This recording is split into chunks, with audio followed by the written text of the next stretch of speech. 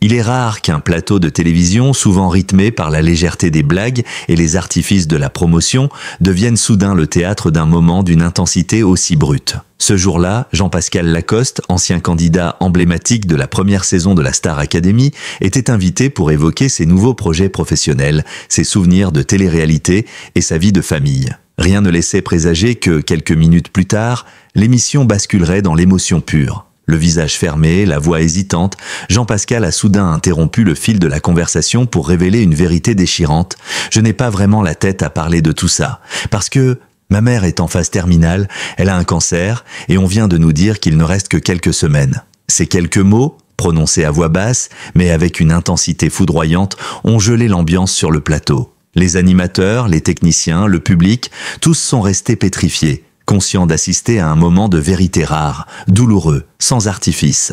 Ce n'est pas une confidence préparée ni une déclaration orchestrée. C'est un cri du cœur venu des entrailles, celui d'un homme qui ne joue plus un rôle mais qui parle avec la sincérité d'un fils au bord de l'abîme. Jean-Pascal n'a jamais été un homme à filtre. Dans la Starac, il avait choqué autant qu'amusé avec son franc-parler légendaire, ses coups de gueule spontanés. Mais ici, c'est une autre facette de lui qui est apparue. Celle d'un homme bouleversé, impuissant face à la lente agonie de celle qui lui a donné la vie. Ce moment télévisé, aussitôt relayé sur les réseaux sociaux et dans les médias en ligne, a eu un impact foudroyant. Ce n'est pas seulement la célébrité de Jean-Pascal qui explique cette onde de choc, c'est surtout la vérité crue de ce qu'il a partagé. La douleur universelle de voir sa mère mourir. Car derrière le nom, le visage médiatique, c'est une expérience humaine universelle qui a été mise à nu. L'annonce de la phase terminale d'un cancer, ce verdict médical irrévocable, touche chacun au plus profond de son être. Dans les jours qui ont suivi, Jean-Pascal a décidé de s'exprimer davantage. Non pas pour attirer l'attention,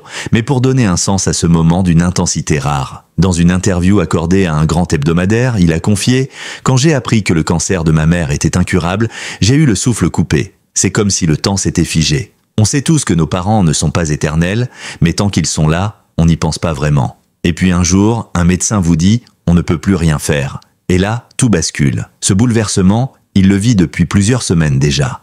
Il explique avoir choisi de se mettre en retrait de la vie publique, de ralentir ses activités professionnelles pour passer le plus de temps possible avec sa mère. Elle m'a tout donné.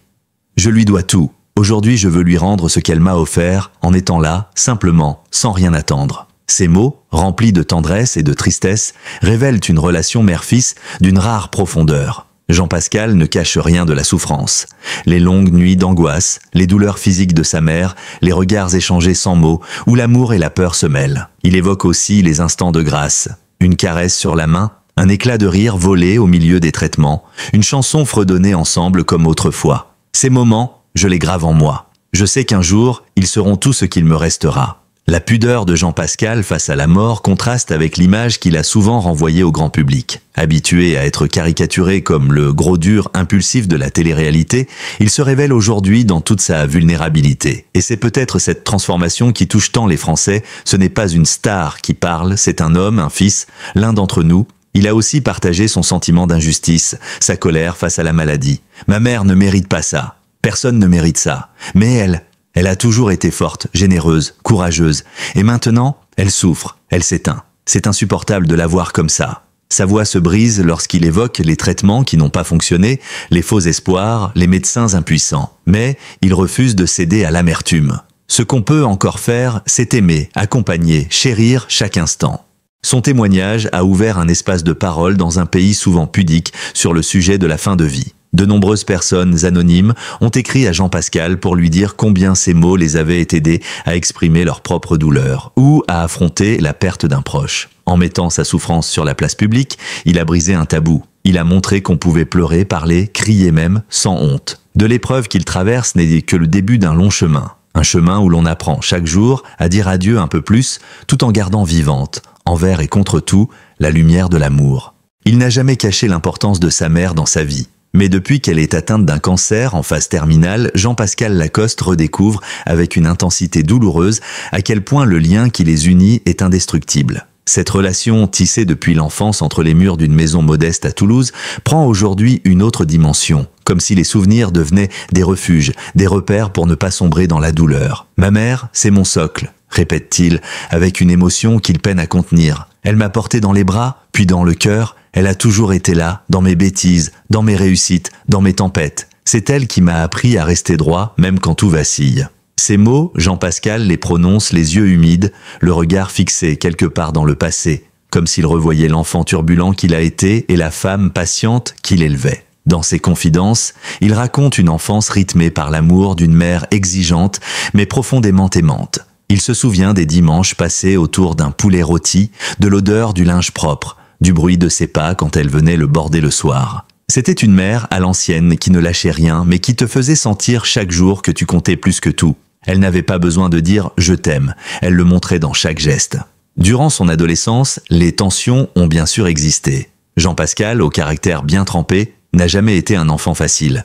Il reconnaît avoir souvent défié l'autorité, claqué des portes, fait des choix risqués. Mais sa mère ne s'est jamais détournée de lui. Elle ne m'a jamais abandonné. Même quand je faisais n'importe quoi, elle restait là, en arrière-plan, prête à me rattraper. Quand il a été sélectionné pour participer à la première saison de la Star Academy, sa mère a été la première à l'encourager, bien qu'elle ait nourri de sérieuses inquiétudes quant à la célébrité soudaine. Elle avait peur que je perde pied, que je devienne quelqu'un d'autre. Elle me disait « Ne te laisse pas bouffer par ce monde-là, reste toi-même ». Et quand je faisais des bourdes à la télé, elle me téléphonait pour me remettre les idées en place. Ce lien mère-fils n'a jamais faibli, même dans les moments les plus creux de sa carrière. Après les projecteurs, après les albums, après les plateaux de télé qui se sont espacés, Jean-Pascal a traversé des périodes de doute, d'instabilité, de repli. Sa mère, encore une fois, a été son phare. Elle me disait toujours « Tu n'es pas ce que tu fais, tu es ce que tu es. Et moi je t'aime pour ça ». Aujourd'hui, alors qu'elle est alitée, diminuée, affaiblie par les traitements et la progression fulgurante de la maladie,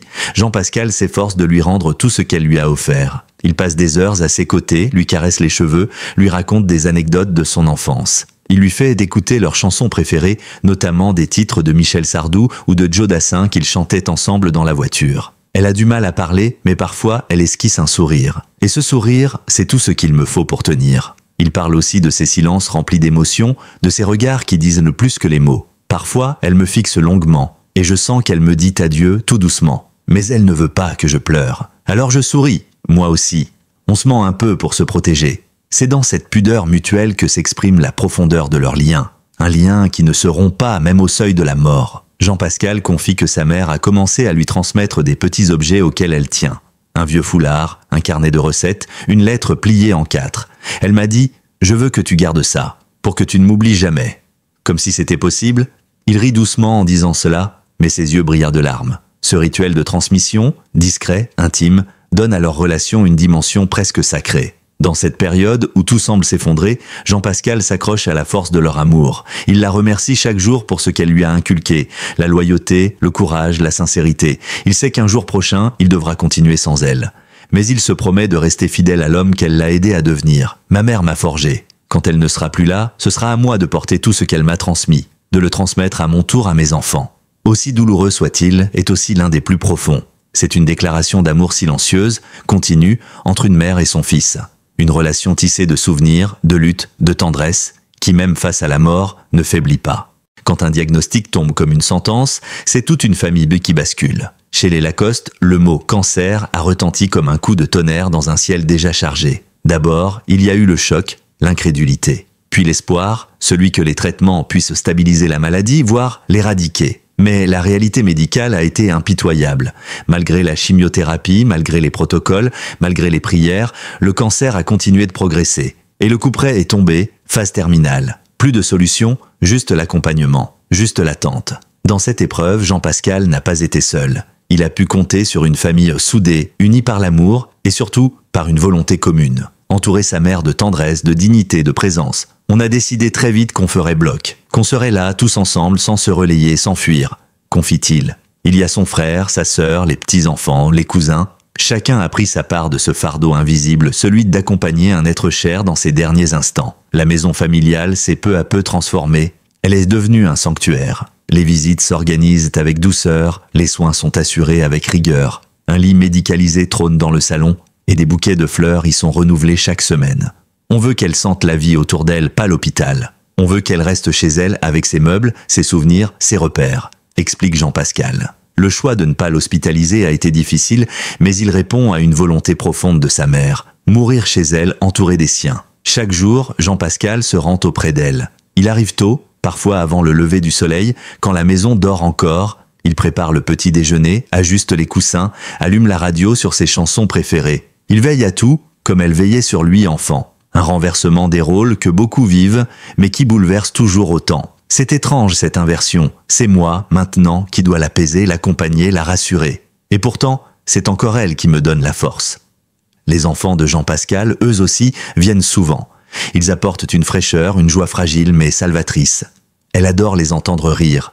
Même fatiguée, elle sourit. Parfois, elle leur raconte une histoire, ou elle leur demande de chanter. Ces instants fugaces redonnent à la maison des éclats d'enfance, comme une lumière vacillante au milieu de la nuit. Mais derrière ces moments de grâce se cachent des tensions, inévitables. Car la maladie, surtout lorsqu'elle s'étire, fait ressortir les fragilités, les failles. Il y a les décisions difficiles à prendre, les désaccords sur les soins, les silences que trop lourds. Jean-Pascal le reconnaît sans détour. Parfois, on se dispute, par épuisement, par peur, par nervosité. On n'est pas des héros, on fait ce qu'on peut. Mais il insiste, malgré les frictions, l'amour reste le ciment du clan. Et c'est cet amour qui les guide dans chaque geste, chaque choix. Il évoque aussi la solitude de ces longues veilles nocturnes, quand la maison s'endort et que lui reste assis à ses côtés, à écouter sa respiration, à guetter le moindre signe de douleur. C'est dans ces moments-là que je me rends compte à quel point la mort est proche. C'est comme une ombre dans le couloir. Elle ne frappe pas encore, mais elle est là. On la sent.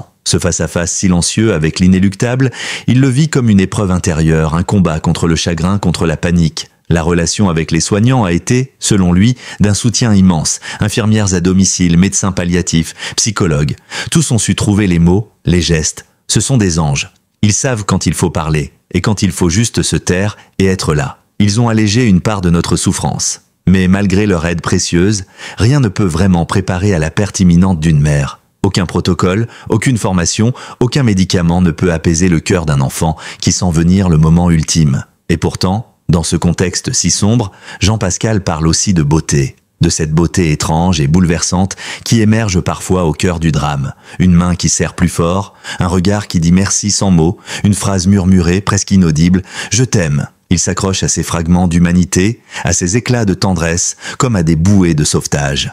Lorsque Jean-Pascal Lacoste a pris la parole publiquement pour évoquer la maladie en phase terminale de sa mère, il ne s'attendait sans doute pas à susciter une telle onde de choc dans l'opinion. L'émotion fut immédiate. L'ancien trublion de la Star Academy est apparu dans une humanité brute, loin de l'image parfois caricaturale qu'on lui a collée au fil des années. Ce n'était plus le provocateur, ni le chanteur reconverti en animateur, mais un fils effondré face à la fin annoncée de la femme la plus importante de sa vie. Et cette sincérité a profondément bouleversé. Les réseaux sociaux se sont enflammés. Très rapidement, des milliers de messages ont afflué. Des anonymes, des anciens fans, des parents endeuillés, des proches de malades, mais aussi des soignants, des psychologues, des personnalités publiques. Tous ont tenu à adresser à Jean-Pascal des mots de soutien, des témoignages, des souvenirs. Je ne m'attendais pas à une telle avalanche de tendresse. J'ai reçu des centaines de lettres, de messages. Des gens m'ont raconté la mort de leur mère, leur impuissance, leur solitude. Et j'ai compris que je n'étais pas seul.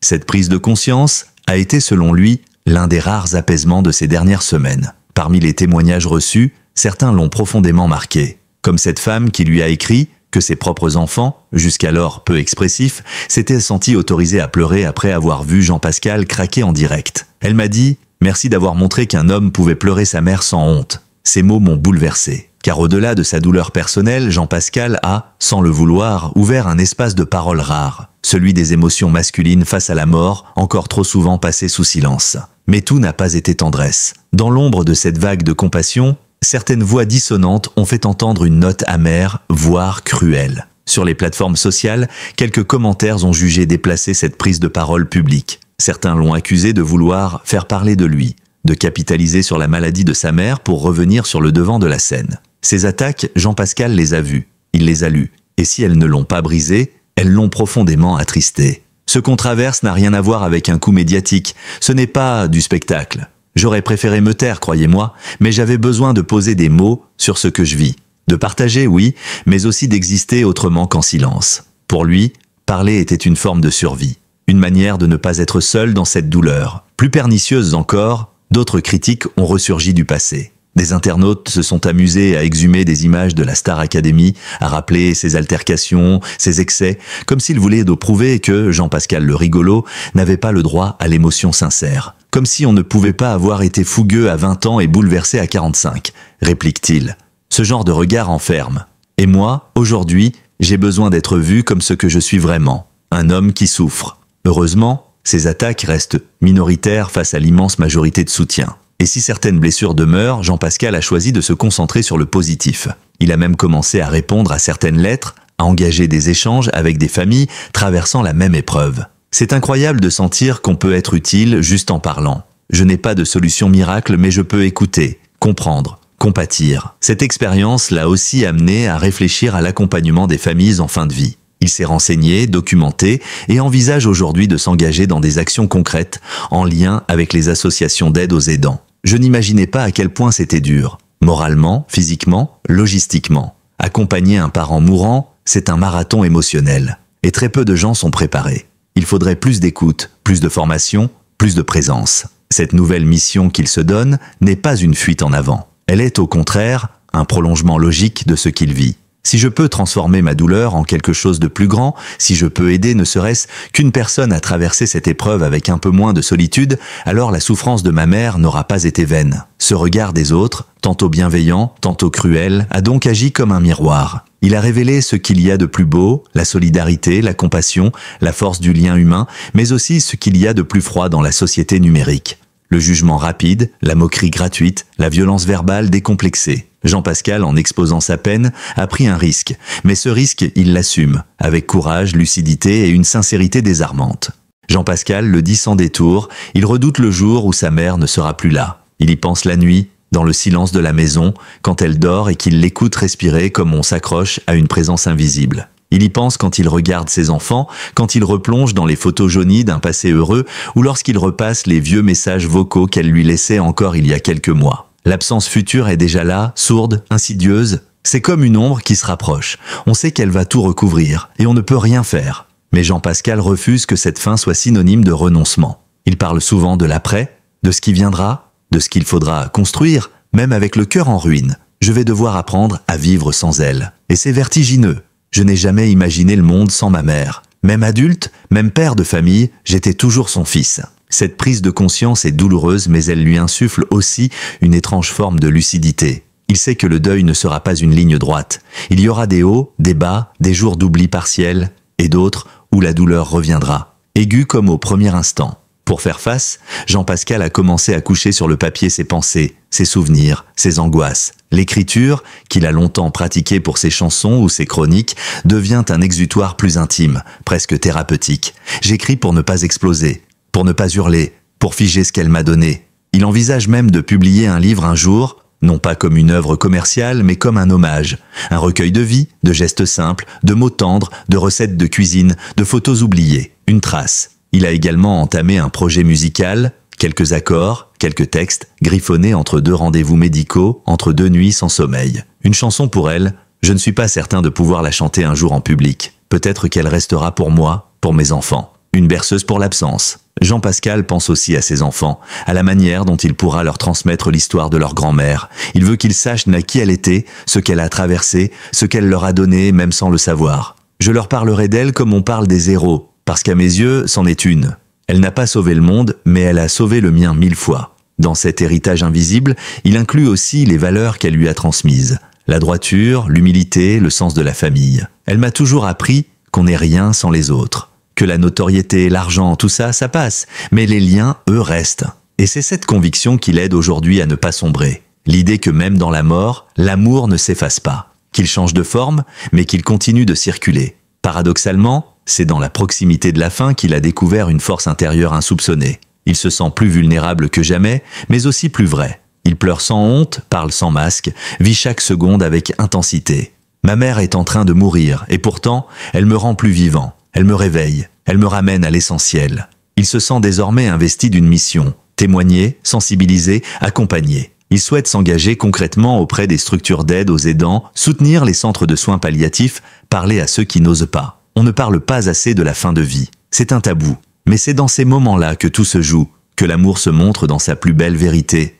Et puis, il y a la promesse. celle qu'il a faite à sa mère un soir alors qu'elle luttait contre une douleur particulièrement violente. Elle m'a regardé et m'a dit « Quand je ne serai plus là, tu continueras. Tu riras, tu aimeras, tu vivras pour deux. » Jean-Pascal a promis. Il a promis qu'il relèverait la tête, qu'il ne se laisserait pas engloutir, qu'il parlerait d'elle avec fierté, qu'il transmettrait son souvenir avec tendresse. À travers cette promesse, il construit déjà les fondations de l'après. Non pas pour oublier, mais pour continuer. Pour marcher avec l'absence, main dans la main, il sait que le vide sera immense. Mais il sait aussi que ce vide sera habité par une voix, une odeur, un rire, une photo, un mot, par tout ce qui ne meurt pas vraiment. Et quand viendra le moment, le dernier adieu, il pleurera, il hurlera peut-être. Mais il se tiendra debout, parce qu'elle le lui a demandé, parce qu'elle le lui a appris, parce que l'amour, le vrai, ne s'arrête jamais vraiment. Le témoignage de Jean-Pascal Lacoste dépasse largement le cadre de la célébrité. En révélant avec pudeur et sincérité l'agonie lente de sa mère,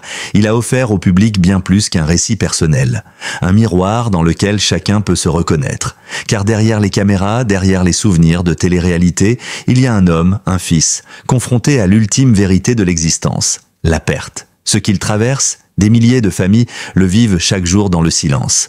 Mais Jean-Pascal, en osant mettre des mots sur l'indicible, en assumant sa peine, en exposant ses larmes, rappelle que le chagrin n'est pas une faiblesse, mais une preuve d'amour. Il montre que derrière chaque regard public, il y a une histoire privée, fragile, précieuse. Plus encore, son parcours dans cette épreuve dessine un chemin, celui de la résilience, de la transmission, de la promesse tenue. Il ne s'agit pas de gommer la douleur, mais de l'habiter. De faire de chaque souvenir un refuge, de chaque sourire partagé un acte de résistance contre l'oubli. En livrant ce récit bouleversant, Jean-Pascal Lacoste ne cherche pas la pitié. Il tend la main, il rassemble, il dit tout haut ce que tant de cœurs murmurent tout bas, que l'amour d'une mère est un socle, une boussole, une lumière, même lorsque la vie s'éteint doucement. Et lorsque l'heure viendra pour lui de lui dire adieu, ce ne sera pas une fin, ce sera un passage. Car dans chacun de ses gestes, de ses mots, de ses choix, vivra encore cette mère courageuse, discrète et forte. Elle sera là, toujours, dans l'éclat d'un regard, dans un air de chanson, dans le rire d'un enfant. Ainsi s'écrit le plus beau des héritages. Celui de l'amour qui survit à tout, même à la mort. Merci du fond du cœur d'avoir regardé cette vidéo jusqu'au bout. Votre soutien compte énormément pour nous. Si cette histoire vous a touché, n'hésitez pas à laisser un commentaire pour partager vos impressions ou votre propre expérience. Pensez aussi à vous abonner à notre chaîne et à activer la cloche pour ne manquer aucune de nos prochaines vidéos. Chaque like, chaque mot, chaque vue nous encourage à continuer à vous proposer des contenus sincères et inspirants. Restez à l'écoute, de très belles histoires arrivent très bientôt. À très vite.